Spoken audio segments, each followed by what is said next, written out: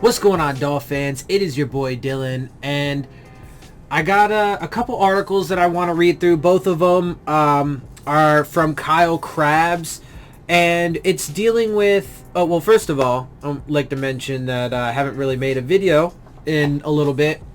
Hasn't been a super lot to talk about, other than, of course, rumors and speculation, mostly about the draft, which now is about 2 weeks away, so we are super close. But there hasn't really been a lot, especially considering the fact that, the Dolphins are not really, linked to Deshaun Watson anymore because of his ongoing issues, legal battles and stuff that keep increasing, more, complaints and files of lawsuits and stuff like that, right? So, whatever. So it's been, and they haven't really signed anybody. They haven't even really made any cuts, which I personally find to be interesting because they still have like almost no cap space right now and will have to sign their draft class. But anyway, so hasn't been a whole lot of news. This is going to, really just be in that vein. It's mostly just rumors and speculation, but I'm jumping into that barrel of rumors and speculation to get through these couple articles because I found them interesting, and since I haven't made a video in a minute, I figured I would go ahead and make one. So this first one, like I said, both of these articles are going to come from Kyle Krabs from Dolphins Wire. As you guys know, he's a person that I read a lot of his articles because they come, they're often posted in the Bleacher Report app, which is one of the primary sources I get my, Dolphins news from. And so he's always got articles in there, so they're, I tend to read them among the other ones that are there, but he's always got interesting takes on things, even when I don't agree with the things that he has to say. So this first one, and the two articles do link together, they're relevant to each other.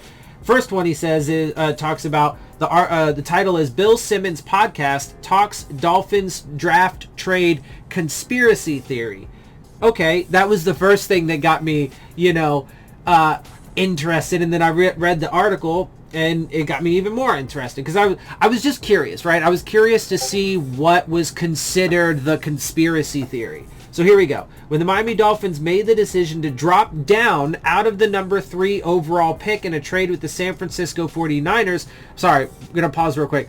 And one of the things that really interested me is because it touches on things that I've been talking about for a little while now, ever since these things happened. Anyway, so when the Miami Dolphins made the decision to drop down out of the number 3rd overall pick in a trade with the San Francisco 49ers, it appeared as though Dolphins general manager Chris Grier had successfully set the team up for another few years of embarrassingly high amounts of NFL draft capital, which, let's be honest, real quick, they've had that for the past couple years and haven't proven to be good at making their selections. Their draft classes so far, whether people like to admit it, and to be fair, they're not done yet, right? Like, so they have time to improve and get better. They're still in their rookie contracts, and I'm a person that says you can't fully evaluate them until you've at least given them that. But you can partially evaluate them, and you can evaluate them fully on the first 2 years that they've had. Well, 2 years for the first draft class, the 2019 class, and the 1 year of the 2020. Considering they've already cut 3 players from both of those draft classes, well, 3 players in total. I think it was 2 from the 2019 class already, Chandler Cox and Isaiah Prince, and 1 from the 2021 class already, Curtis Weaver. Their first round pick from 2020, they were about to fucking get rid of in that Deshaun Watson thing until he started getting, lawsuits against him. But either way, they have proven that they don't really believe in Tua Tagovailoa. Now, they can say whatever the fuck they want, but the fact that, and there's no denying, the fact that they didn't do it doesn't mean that they weren't about to do it, and it doesn't mean that that's not what they really wanted to do, right? Their hands are tied, and they were forced into having to keep Tua, and now they're all in on Tua and blah, blah, blah. But it wasn't because they wanted to be, and it's not because they really have confidence that he's going to be the guy. They've proven that already, right? So, anyway, but it did look as though and I said this, right, because I made 2 separate videos, because the deals were announced a little bit staggered. So I made a breaking news video when they traded with the 49ers, and I was like, bro, okay, this has got to be the best trade that they've actually made ever in this regime, right? This was phenomenal. They traded, they simply, and I would not have gotten rid of Laramie Tunsil to begin with, right? Because the offensive line is still shit. Right? And he's a proven fucking player, an elite player at the left tackle position. And especially if you're potentially not even going to keep the left-handed quarterback around for very long, he's going to be the blind side. He would be the blind side blocker again at some point. Anyway, whatever. So I wouldn't have done that. But it's different. There's a difference in trading a proven player and then and trading a draft position, right? Because that draft position hasn't materialized into anything yet. You haven't picked anybody, and that player hasn't either become a bust or a complete success yet. None of that has happened yet. So it's just a lottery ticket, right? It's a shot in the dark. It's a throw of the dice still. But Laramie Tunsil, you already knew what he was, and he was a proven player, and he's elite. So I wouldn't have done that. But trading the 3rd overall pick, trading down to 12, and picking up all the draft capital that they did, amazing. And I gave him a ton of credit for that. But then I told you guys, they not completely, but very drastically walked that back when they traded back up. So let's continue here.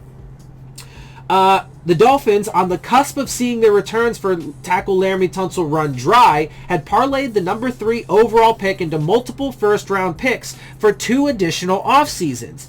And again, I gave them a ton of credit for it because they deserved it.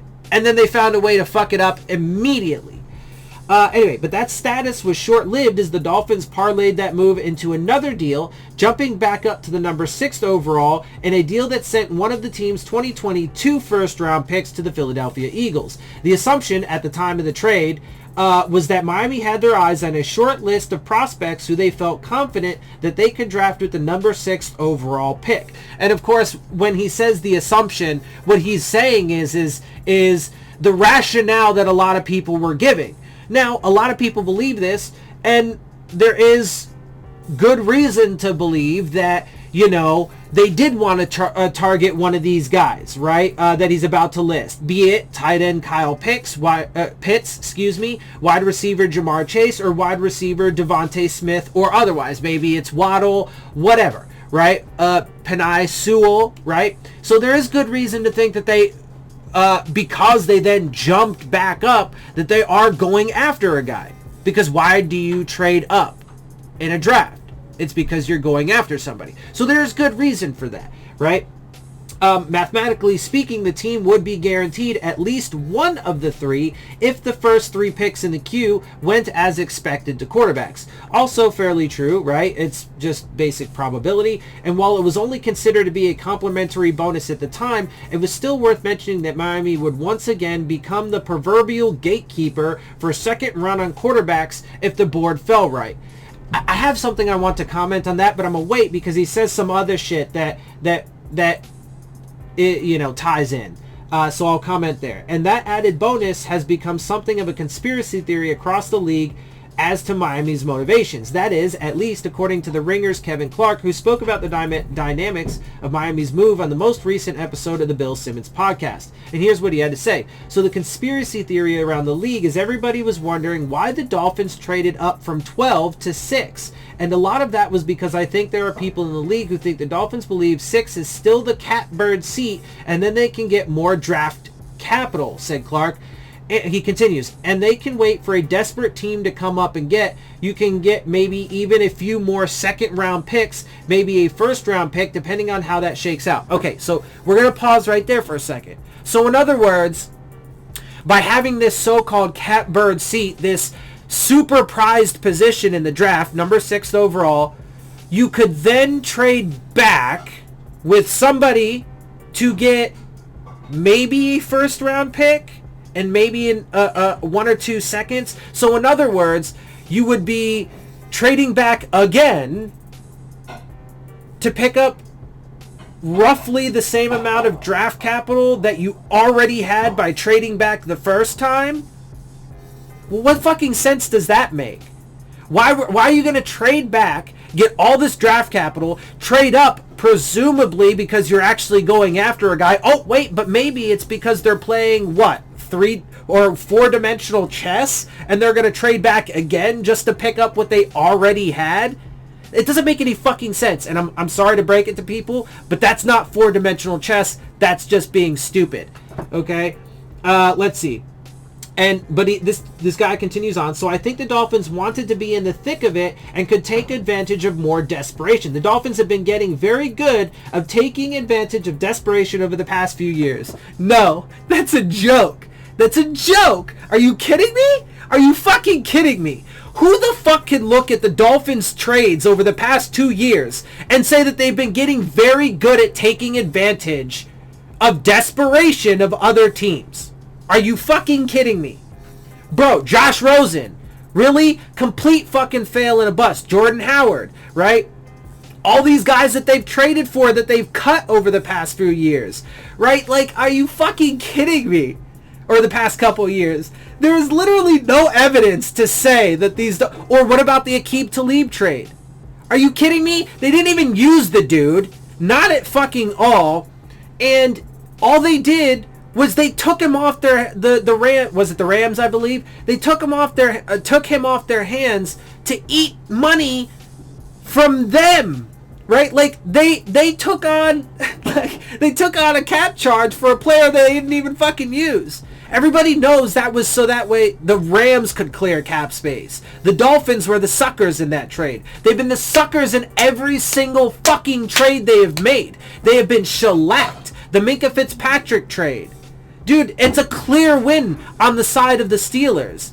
The Laramie Tunsil trade, I'm sorry, but that's a clear win on the side of the Texans. And the Dolphins are not doing anything.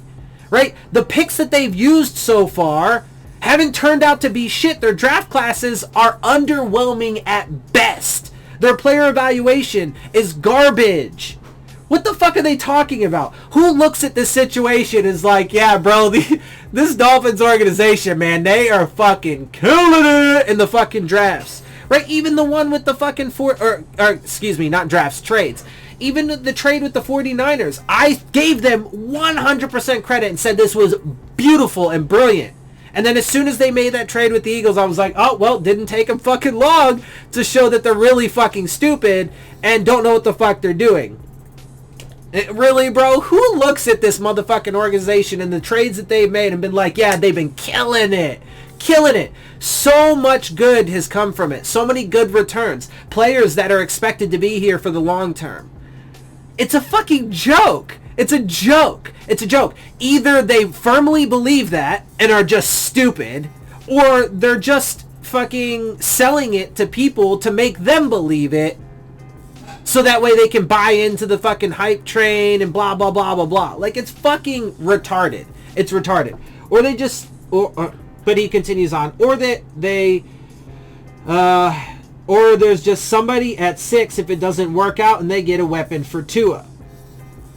Bro, I'm telling you, these motherfuckers are not fucking playing no 4-dimensional chess. They're fucking morons. And no matter what they do, they're going to do... Whatever their decision is, it's going to be bad. Because, okay, so here's some examples. Kyle Pitts, okay? He's a freak. He's amazing. He's wonderful. Okay, so if you don't get some other so-called desperate team, right, to trade up to number 6 just to give you the draft capital, that the rough equivalency to the draft capital you already had from the 49ers trade, right? If you don't get that, okay, and you're just stuck at 6 and you have to pick somebody, let's say you take Kyle Pitts. I wouldn't do that for a couple reasons. One, because you already have a guy like Gesicki. Okay, you can make the argument that Pitts is so much better, he's younger, blah, blah, blah. Okay, whatever. You have like a million other fucking holes on your fucking roster that you need to fill. I don't care about that. I literally don't care about that. As I've told you guys, not only do I not chase quarterbacks, I don't chase players, period. I want to build a team smartly. I want to build a full, well-rounded squad. Okay? So I already have a guy that's more than serviceable in that position, in that role. Not to mention you have a few other tight ends that work good together in that group. Okay? Adam Shaheen is a solid player in that group. Durham Smythe is a solid player. The tight end position is not a position you need to address. Not a position you need to address. Okay? The other reason is the offensive line absolutely is. Right? The one player that people have talked about the Dolphins taking at number 6 is Penei Sewell, who I would agree with. I would say take him because he's one of the best offensive linemen in the draft, and that is one of the prime positions that you need to fix, especially if you want your offense and Tua Tagovailoa to increase their performance and get better and perform at the level that you want them to. Bringing in the stud tight end that's not going to do jack shit in his rookie season because your offensive line still sucks and gets your quarterback murdered isn't gonna do a goddamn fucking thing. And then he'll be looked at as if he's like some kind of bust or not performing up to his first round potential because he doesn't do and perform at the level that people want him and expect him to, even though he's a rookie coming into a fresh system, coming into the NFL during these fucked up times, considering the fact that he won't have an offensive line that can protect his quarterback because they're not addressing it properly, right? Forget all that. So I wouldn't take Kyle Pitts. I wouldn't take Waddle. I wouldn't take Jamar Chase, and I wouldn't take fucking Devontae Smith. Devontae Smith, I wouldn't take for a couple reasons. The offensive line reason is one of them. Also because, personally, I don't like the idea of the undersized wide receiver, but also the wide receiver room is actually fucking full as shit right now, too. Why would you need to take a first-round wide receiver? Oh, but he's young and he's got so much upside and potential and he's a beast and he's gonna be guaranteed to do amazing things. Like, I saw some fucking fan posted some stupid comment being like, oh man, if they, or no, maybe it wasn't a fan, maybe it was an article. I think it was an article actually, so let me make sure I not fucking shit on some random fan unnecessarily. But there was an article, I believe it was, if memory serves, that said something about like, oh, you know, fucking, if they were to get, actually, you know what, I think I can find it. Oh, here we go. Dolphins plan for the perfect 2021 NFL draft. Landing Jamar Chase and Travis Etienne completes the offense. Bro, you're fucking stupid. You're stupid. If you think that simply drafting a first-round wide receiver and my assumption is a second-round running back is going to complete your offense, even though your offensive line is still trash, still sucks, and can't protect anybody or open up run lanes, and that's going to complete your offense, you're fucking stupid and you don't understand how this shit works. Okay? It's not just that simple as saying, oh, you have this young, supposedly stud superstar quarterback that you drafted in the first round last year, and now you're going to go draft a first round fucking wide receiver, and boom, all of a sudden, things are going to take off. Not if your offensive line is garbage, and they can't fucking protect that supposedly superstar quarterback that you took a year ago. I mean, like, I just, the way that people think is just absurd. Human beings are the dumbest fucking creatures alive. It's just a fact. It's just a fact. Human beings are super fucking stupid. Let's see, where was I? So I think they think that there's flexibility at 6 that doesn't exist at 12. Who fucking cares? Who fucking cares? Dude, you're not going to win. You're not going to be a great franchise because you're great at moving up and down the draft board. Like, so fucking what? So fucking what, dude? No, what this team needs to do is they need to get good at their evaluations. They need to get good at knowing which players to take and not just chasing somebody simply because they're fucking, you know, the talked about thing or the shiny new prize or any of that dumb bullshit.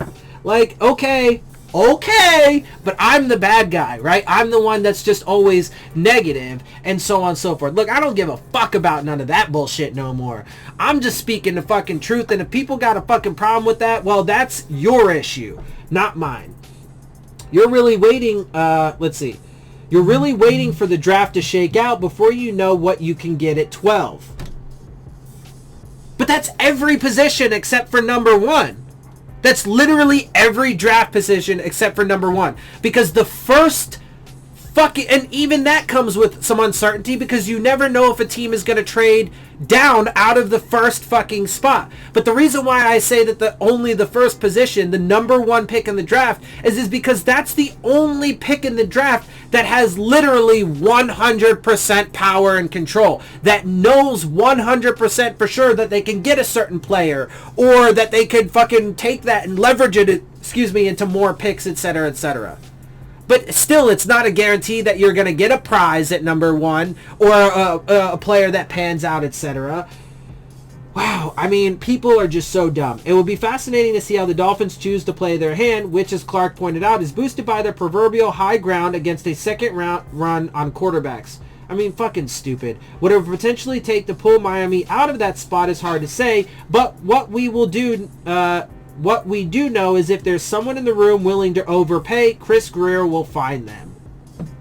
Dude, I'm sorry. Chris Grier, especially under fucking Stephen Ross and with Brian Flores in this regime, I mean, because look, Chris Grier has made some good decisions. The drafts under Adam Gase and Chris Grier were phenomenal. Those drafts were great. They hit on at least 50% of their fucking picks. They picked superstars, elite players like Minkah Fitzpatrick and Laramie Tunsil. Okay, they know how to they knew how to properly evaluate, how to pick, and so on and so forth. Okay, but Chris Grier in this new regime, all he is a fucking, his only role is to be a fucking lapdog sellout to take marching orders from fucking Stephen Ross and do whatever crazy bullshit he wants. Again, to be clear, that doesn't mean Stephen Ross is micromanaging every transaction, but he's given them a fucking blueprint that is a failed blueprint that isn't going to work, and they are following it. Now, following that orthodoxy, that philosophy, is causing them to do a ton of dumb shit that is going to cascade and cause further problems, which we've already seen a number of. Anyway, that was kind of a lot for the first article. This is now going to jump into the second and tie into the second article, but also written by Kyle Krabs. Mel Kiper Jr. apparently thinks the Miami Dolphins are clueless. Well, if he does think the Miami Dolphins are clueless, there's at least one person in the fucking media, in the mainstream media, and there's at least 2 of us on the fucking planet, because as you guys know, I have said that they don't know what the fuck that they are doing. They're just fucking running around like fucking morons, like chickens with their head cut off, and think that all they can do is make big splashy moves and fucking throw resources like money and draft capital at the problem, and that's all that it's going to take to fucking solve it. They don't need to know how to properly, form a team. They don't need to know how to properly pick coaches and keep continuity and consistency, right? They don't know how to fucking they don't need to know how to properly evaluate players. They just have to have a ton of draft capital and a bunch of fucking picks, and it doesn't matter if they get any of them right. They just gotta fucking be able to pick a whole bunch of times. Okay, I guess if you think that's a winning strategy, sure. Anyway, let's continue on. This is the time of year where the rumors start spiraling out of control. With the 2021 NFL Draft right on our doorstep, not to mention, they intend on holding in-person drafts. Okay, an in-person draft. They intend to have, training camps be open and shit like that. Bro, COVID ain't gone.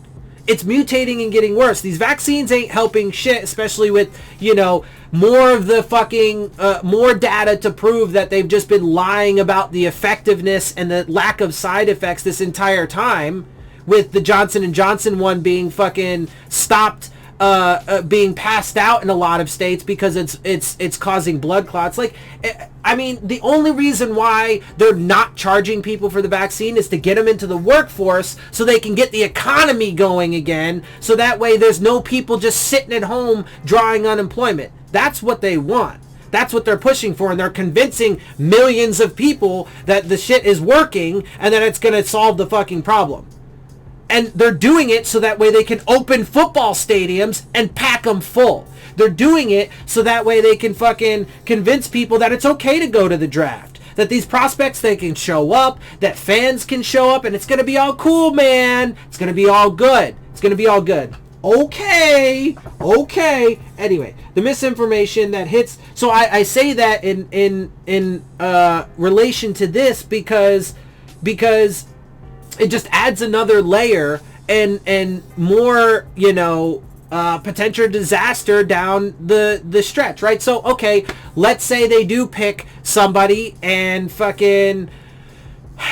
or let's say we get halfway through the fucking season, right? And let's say they're fucking actually performing really well and Tua's taking a massive step forward. And then let's say he gets fucking COVID. Fucking clowns. Anyway... With the 2021 NFL Draft right on our doorstep, the misinformation that hits the airwaves reaches a fever pitch in the hopes of scrambling the picture for each of the NFL's 32 franchises and ensuring teams aren't onto each other's scent for intentions in the draft. You'll get some pretty crazy headlines as a result. And then you'll get whatever Mel Kiper Jr. pieced together for the Miami Dolphins today in his latest mock draft. Pause. He obviously says that with a little bit of condescension. And then you'll get whatever Mel Kiper Jr. pieced together. This dude's an idiot for the most part.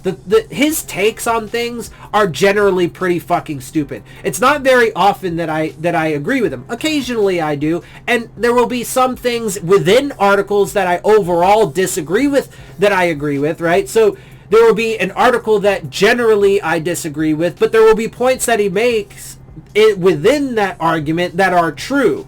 The problem is he's just using those tidbits of truth to paint a narrative that he wants to portray. But that's what all the media does, because all the media mainstream is propaganda. So whether it be sports or politics, it's all propaganda. A crazy headline wouldn't do it justice. Neither would any adjective that comes to your mind, including crazy, insane, or any other extreme selection of the English language. Because in Mel Kiper Jr.'s latest mock draft, which released today, Kiper Jr. projected the Miami Dolphins to, wait for it, trade back up to the number 4 overall spot in the 2021 NFL draft in order to draft tight end Kyle Pitts. I'm sorry, but why is that so dumb? Why is that so dumb? Why would that be an unreasonable thing to happen? They've shown the propensity to do those kinds of things, whether you consider them to be smart or otherwise. But besides that, they've also proven that the vast majority of their trades, they're not good at. They're terrible at. They have lost at. They're bad at it. And they make those shitty decisions all the time. So why is it some fucking hard to believe thing that they could make this decision? Get the fuck out of here. The selection of Pitts itself is perfectly fine and would be an exciting selection. I suppose, again, I wouldn't do it. I would take Penei Sewell because that is a far better selection and far more efficient a selection than taking somebody in a position that is not really a need. Okay, but he's a stud and he's a superstar and he's a beast and he's a monster and he's going to be a guaranteed success in the NFL and he's going to transform this offense and he's going to make Tua a superstar. Dude, get the fuck out of here, bro. Like, I'm just so tired of people living in these stupid fantasy worlds of shit that is not real. It's not real. That's not how it works. That's just not how it works. And we've seen it time and time again in the NFL. Time and time again in the NFL. People focus on the quarterbacks, and that's usually what I say. How many first round fucking... But it applies to all players, bro, at any position. Right? Austin Jackson. The Dolphins took Austin Jackson, Noah Igbenogany, and I forgot who the other one is. I forgot which player. I want to say it was Robert Hunt, but he might have been in the second round. I don't want to get things. But Austin Jackson was meh at best in his first year as a rookie. To be fair, it was his first year, and it was a super fucked up year, and he was a rookie, etc., etc. But he's going to have to learn a new playbook with a new two new offensive coordinators, might I add. Noah Igbenogany, I mean, he's looking like he's leaning towards the bust side of things as of now. He can certainly turn things around. But, I mean, like, bro, you got to pick right. It's not just so simple as being like, oh, I got a superstar in his projections. And he's a first-round guy because everybody said he's going to be that type of player. Fucking clowns, bro. Anyway. But for the Dolphins, who just turned the NFL draft order on its head at the end of last month with a trade back to the number 12 overall pick from number 3 overall, before rebounding to come back up to the number 6 overall, to trade up again for the number 4th overall pick would be, quite frankly, a complete waste of everyone's time. The Dolphins included. Bro, look, and I gotta say, look, I'm not predicting it. I am not predicting it, okay? I'm definitely not predicting it. Mel Kiper Jr. is. But that's pretty convincing. I mean, even that line. The fact that, just that being out in the universe, okay? The fact that this motherfucker is like, it would be a complete waste of everyone's time, including the Dolphins, makes me believe that's probably what they're gonna do. Because they make stupid choices constantly. Dumb choices all the fucking time. And Stephen Ross has not proven he knows how to run a football team. And he's still the one running this fucking football team. Brian Flores and Chris Greer have only proven to be lying sellout fucking lapdogs for Stephen Ross's vision, which sucks. His vision is terrible. Okay? So why would it be fucking... One, why would it be unreasonable? And two, I gotta say, man, that's probably what they're gonna do. Something like that. Because they're morons, and they have no clue about what they're doing. Kiper projected the Dolphins to surrender 2022 second and third round choices to move up 2 spots. Not only that, but then they would also be getting rid of some of that treasure chest of fucking capital that they have to go chase a player. That is literally right up the Dolphins' alley. That is what they do, because that is the kind of philosophy that Stephen Ross has. He thinks that all you have to do, and let's also note that that would also decrease, well, actually he said, no. He said that, never mind. I was about to make a point that is not valid or relevant to this, because those are picks from 2022, not 2021. Anyway, so, but that's right up their fucking alleyway, bro. Like, that is literally what they do, because Stephen Ross thinks that you can just throw picks and resources at the problem, picks and money at the problem, and that's going to be it. He thinks you can chase superstar projections and you're going to become a winner. It's false, and is proven to be false, and the more desperate he gets in his old age, the worse his vision is going to be. Not his physical vision, but his vision in his head for this fucking team. Stephen Ross is never going to lead the Dolphins to prominence. The coaches, look, he made a great decision with Adam Gase, finally. But he's a moron, and he didn't let it fucking come to fruition. He didn't give him the full fucking 5 years that he had promised him, because he got impatient and he got fucking... for no reason either. The dude took you to the playoffs, and his first season as a rookie head coach. He had setbacks the next 2 years. Not major setbacks, but because of major problems that were not his control. The setbacks were pretty minor overall, but he was building something great. His drafts were phenomenal.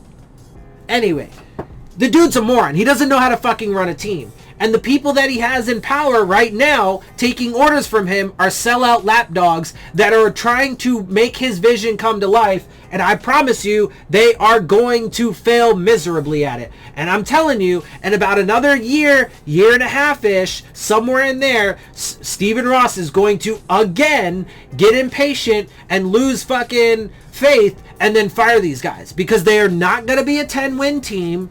They're not going to go to the playoffs in 2021.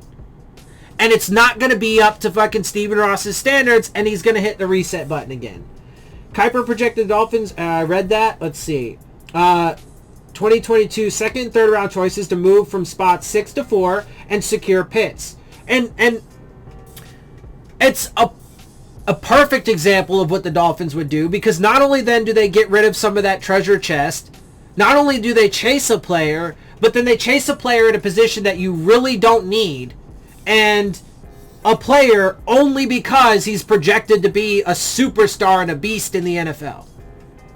Instead of addressing, like, I mean, look, I still wouldn't agree necessarily. Like, I wouldn't be happy about the execution if they decided to trade up to number 4, but then picked Penei Sewell, right? Like, I wouldn't be crazy about the execution. I wouldn't like the fact that they gave away more draft capital and that they chased a guy. But I would feel better about them taking Penei Sewell, one of the top offensive linemen, probably the best offensive lineman in the draft, and fix that over taking Kyle Pitts when you don't need a fucking tight end. You just don't. You just don't. You just don't, because you have so many fucking holes to fill, and the tight end position is actually pretty good right now. Especially relatively speaking to the rest of the fucking team. Relatively speaking to the fucking offensive line, who will force them to be a moot point, to be a non-factor if the offensive line doesn't perform. The tight ends ain't going to do shit. The running backs ain't going to do shit. The wide receivers ain't going to do shit if your quarterback is getting fucking demolished every game because your offensive line sucks. If they can't open up holes for running backs. Okay? Let's see. If Miami were going to be that aggressive to land Pitts, would they not have just sat at number 3 and taken him there? That's a good question. But they're idiots. And they think that they're playing 4-dimensional chess. Because they think that the number 3rd overall pick is going to be a prime spot for a quarterback. All the projections are is that number 1, number 2, and number 3 overall are going to be quarterbacks.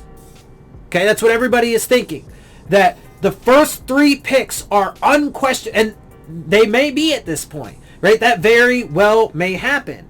But so the Dolphins are supposedly playing 4-dimensional chess, and so since they don't need a quarterback, but they can control the draft order by making sure that 3 quarterbacks go off the board in the first 3 picks by trading down by trading down to number 12, right? And then after that, move back up to 6 so that way they can then either take advantage of a desperate team. In this case, it would be to move back up to number 4 to get their guy. Or, God forbid, if they don't have fucking anybody to trade up to, like, let's say the number 4 pick, because they're not going to trade back into the top 3. Those are going to be quarterbacks. And those teams want their fucking quarterbacks, right? So, anyway, if they can't do that, then they'll just take their guy, which, again, doesn't actually even prove that they even have a guy if that's the case, because then they're saying, well, we love this guy, but if we can't or won't go get him, then we have a choice of a few players that we really like. And he only becomes your guy because that's who you picked. It wasn't necessarily because he was the number 1 choice that you wanted to take in the draft. It's because you couldn't take him because he either got picked by somebody else or you couldn't get somebody to fucking trade with you so you could trade up to go get that guy, right? Like, it's all just a bunch of fucking bullshit, and it proves the Dolphins have no idea what they're fucking doing. But, I mean, I'm telling you, if they do something like this, then, I mean, it's pretty undeniable at this point with everything that they've done. But if people still make the argument, bro, if they trade up to the number 4 spot, okay? They trade up to the number 4 spot. And if they get rid of the number 6th overall pick and then a 2nd and a 3rd rounder from 2022, like Mel Kiper says, and then they pick Kyle Pitts, that will be a horrendous decision. Horrendous decision. And I promise you, it will not pan out. Hear me now. Quote me later. Mark my words. Whatever. I promise. Bet. Let's see. because the whole appeal of a trade back is to pick up extra draft capital. Miami secured future first-round picks in 2022 and 2023, plus a 2023 round pick for their trade from number 3 to number 12 with the 49ers. But the subsequent move back up to number 6 cost the Dolphins ground in this year's draft order. They moved a 4th round pick and returned a 5th round pick from Philadelphia, plus a 2020 first round choice. So in Kuiper's eyes, the Dolphins would have moved back one spot in the draft order when it was all said and done, and all they'd have to show for it would be a later round pick at their disposal on day 3 of this year's draft, and a 2020 second round choice being converted into a 2023 first round selection. And again, that is literally the kind of decision that falls into fucking line with the decisions that the Dolphins have made to this point. Are they going to do that? I don't know. Again, I'm not predicting this, but it would be par for the fucking course. And so let's see. Let's take a step back and let's see again what that would mean. So in other words, if they were to do this, as of right now, all they did because of the trades with the 49ers and then the Eagles, they've only moved back 3 spots from 3 to 6. They picked up a first round pick in 2023 that they still have. They gave up one from next year. It's not the one that they got from the 49ers. They still have that pick. They actually gave up their pick, okay? So they gave up their pick, but one of their first rounders for next year. So they moved back 3 spots to get a 2023 first rounder and I think like an extra pick this year, if I'm not mistaken. Or maybe it was like a day 2 pick next year, something like that. I don't have all of it in my head. There's a lot of information off the top. I smoke a lot of weed, whatever. It is what it is. So forgive me if I'm a little, inaccurate in my, exact, whatever, information here. So, but if they were to do this, then that means they would have effectively only dropped back 1 spot from 3 to 4, and they would have picked up at their disposal, right? They would have had a day 3 pick at their disposal from this year. Okay, so I think then it's a day 3 pick from this year to what I was saying a minute ago. So they would have moved back 1 spot from 3 to 4. They'd have a day 3, which means rounds 4 to 7, right? So a pick somewhere in there from this year's draft. They would have a 20, and they would have turned a 2020 second round choice into a 2023 first rounder. So they would have moved from 3 to 4. They'd have a day 3 pick this year and a 2023 first round selection. That's it. And then to go pick Kyle Pitts, dude, that would be a disaster. And then he says in the next line, so effectively nothing. Effectively nothing. Even this month, and I have to agree, I disagree with like the condescension at the beginning and his, implication that the Dolphins are smarter than that and so on and so forth. But I totally agree with this. If they were to do what Mel Kiper is predicting, it'd be complete waste of fucking time. It'd be a 100% waste of everybody's time. And it would be, well, not everybody's. The 49ers and the Eagles and whichever team is sitting at 4 right now, I don't even know off the top of my head, that would pick up draft capital from the Dolphins to make this move, they would all be winners for shellacking the Dolphins and fucking taking us to task. Okay? They would all be winners. We would be the fucking giant losers, especially if they then turned that pick, that number 4 overall pick, into Kyle Pitts. It would be stupid. It would be a complete fucking failure. And even if Kyle Pitts ended up living up to his potential, he's still got a fucking hole to climb out of first before he can say that that first round selection, that fourth overall selection, was worth it. Because of the hole that was set in, that he was set in from the beginning. Because of how bad the trade sequence would have ended up being. The NFL draft is a crazy affair, but it is hard to believe things will get as crazy as Kuiper's mock draft when the real deal starts in a few weeks. Okay, well, like I said, it's right on par with the other decisions that the Dolphins have made. There is absolutely no reason to think that they wouldn't do it, and there's good reason to think that they would. Again, I am not personally predicting it. Mel Kiper did. What I am saying is that if they were to make that decision, it would be a terrible, terrible decision. It would be a wasted decision. It would be a waste of draft capital. It would be a waste of time for the Dolphins. It would be a waste of a pick, because the probability of him being able to succeed will be extremely low. Or at least far lower than it would be if he went to a smart team, right? Because his success is not solely determined on his ability, right? And his potential. That's part of it, right? Or his athleticism, or, any of that, right? That's part of it. That's a big part of it. But it's also, do you go to a good team?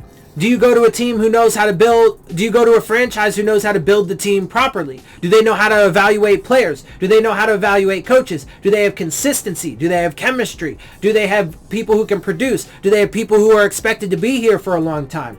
Right? The Dolphins have none of that. None of it. None of it.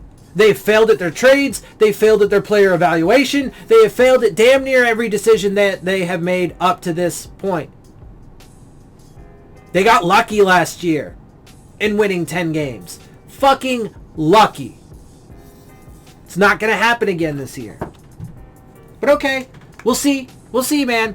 Everybody, the vast majority of people are super high on the Dolphins right now, and the things that they're doing think that they're going to be a force for years to come in the AFC East. I'm telling you, bro, that is not going to be how reality shapes up. But of course, as usual, people just don't like to listen, and instead of listening to somebody like me, they'd instead rather just shit on me, call me a fucking hater, or tell me that I'm negative, and deny the truth, deny the reality of the world, live in their fantasy bubbles, and then, well, they're just going to have to learn the fucking hard way, because they refuse to take the warnings, and so on and so forth. And look, I gotta say, bro, at this point in my life, with as tired and as exhausted as I am with trying to help people and convince people and save them from the hardships that they are steaming towards, I just don't care anymore, bro. And because it's way too draining on me. I can't do it anymore. So I'm done trying to convince people. I'm just putting it out there. I enjoy making these videos.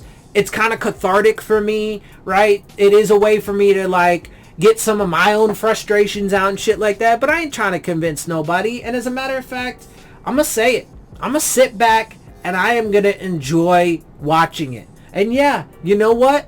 When they continue to prove me right, I'm gonna be right here and I'm gonna make another video and I'm gonna be like, I told you. I fucking told you. And I'm gonna enjoy every fucking bit of it. And I don't need no validation. I don't need people to come here and be like, oh, man, you were right. I don't care about none of that. I just care about being me and doing what's right by me, taking care of myself at this point. Staying true to myself, staying true to the truth, and speaking truth no matter what. No matter how much people want to shit on me, hate on me, ignore me, dismiss me, any of that shit. I don't care, bro. I'm not going to let people affect me no more. I'm going to speak truth no matter what. Point blank, bottom line, period. I ain't got no friends as it is. You ain't going to hurt me. Ain't nobody going to hurt me. Alright, with that, I'm going to get up out of here. Hope you guys appreciate my perspectives. If you do, make sure you hit the subscribe button. Make sure you hit the like button. Make sure you hit the bell if you want to get the alerts. Share my channel and videos with your friends and family. Leave your questions, comments, and concerns down in the comment section. Of course, as always, follow me on Twitter at Dillon Tartero. And with that, I'm out. I'll see y'all soon. Fins up.